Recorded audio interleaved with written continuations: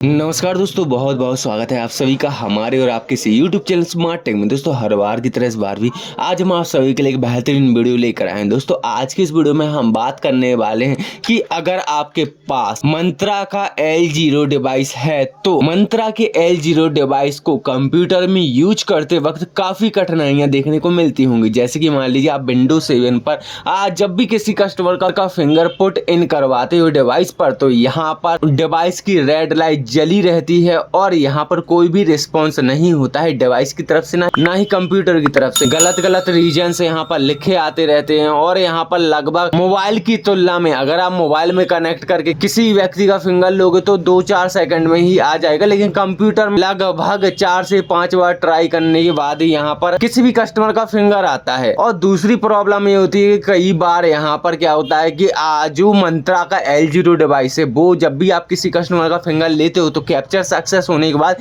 यहाँ पर restart your device बताने लगता है। जो एरर आता है वो आता है कि रीस्टार्ट कीजिए भाई आप अपनी डिवाइस। तो यहाँ पर रीस्टार्ट करने के बाद भी कोई यहाँ पर फर्क आपको नहीं दिखता है, जबकि अगर आप 4-5 घंटे बाद यहाँ उसी डिवाइस को कनेक्ट करके यूज करने की कोशिश करोगे तो वो आसानी से चल जाएगा, या फिर उसका सॉफ्टवेयर अनइंस्टॉल करके इंस्टॉल करोगे तो भी बहुत आसानी से वो डिवाइस वर्क करने लगेगी। लेकिन अब समस्या ये आती है कि ये जो समस्याएं हैं मंत्रा के L0 डिवाइस में उनका समाधान क्या है। तो यहाँ पर मैं आपको सबसे पहले तो बता दूं, देखिए मंत्रा L0 की डिवाइस की समस्या है फिंगर कैप्चरिंग की, कि भाई 4-5 बार ट्राई करने पर ही यहाँ पर बड़ी मुश्किल से यहाँ पर कस्टमर का फिंगर लेता है। तो यहाँ पर वो समस्या आती है विंडो के इससे। देखिए अगर आपका लेटेस्ट जनरेशन का पीसी है, मतलब कि 6th generation, 7th generation, 5th generation से ऊपर का अगर आपका पीसी है तो बड़ी ही आसानी से 5th जनरेशन का पीसी है और साथ ही साथ यहाँ पर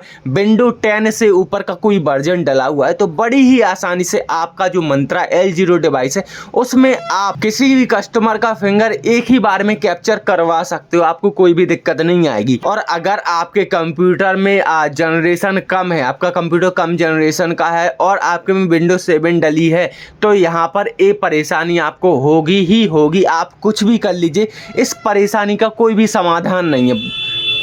और हालांकि अभी तो ये भी देखा गया है कि भाई L1 डिवाइस जो मंत्रा की है वो अब विंडोज 7 में तो चलेगी नहीं, लेकिन जो L0 डिवाइस है वो तो हालांकि चल रही है, लेकिन यही सब परेशानियों के साथ। इसके बाद दूसरा ऑप्शन आता है कि भाई जो रीस्टार्ट का ऑप्शन है वो क्यों आता है, वो भी इन्हीं कारणों की वजह से आता है कि आपके कंप्यूटर का जो विंडो है वो पुराने वर्जन का है, विंडो 7 का नहीं चाहिए होगा।